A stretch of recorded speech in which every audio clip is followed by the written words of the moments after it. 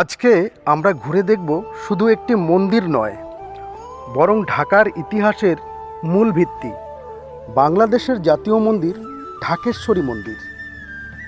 ঢাকেশ্বরী মন্দির, যার নামের মধ্যেই লুকিয়ে আছে ঢাকা শহরের ইতিহাস।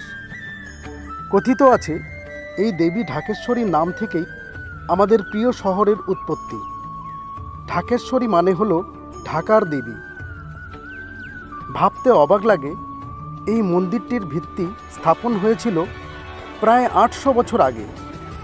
ধারণা করা হয় এটি নির্মাণ করেছিলেন সেন রাজবংশের রাজা বল্লাল সেন দ্বাদশ শতাব্দীতে। এর প্রতিটি ইট যেন সেই সুদূর অতীতের গল্প বলে। এটি কেবল একটি উপাসনাস্থল নয়, সনাতন ধর্মাবলম্বীদের কাছে এটি ৫১টি শক্তিপীঠের মধ্যে অন্যতম।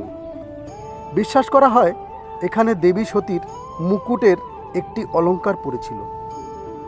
সত্যি এক অলৌকিক ইতিহাস, তাই না?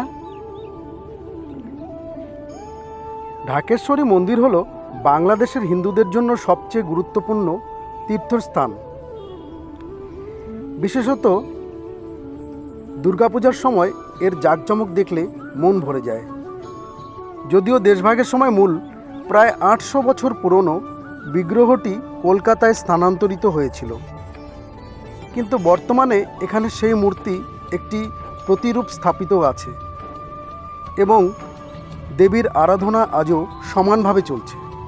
মুক্তিযুদ্ধের পর রমনাকালী মন্দির ধ্বংস হয়ে যাওয়ার পর থেকে এই মন্দিরটি বাংলাদেশের হিন্দু সম্প্রদায়ের প্রধান আশ্রয় ও ভরসাস্থল হয়ে ওঠে।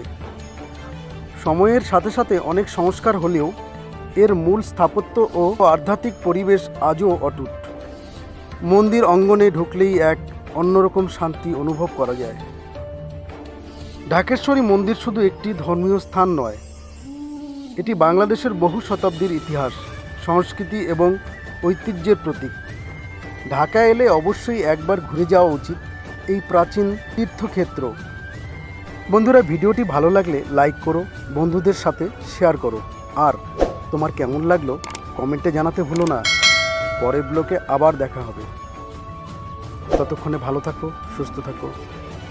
ধন্যবাদ।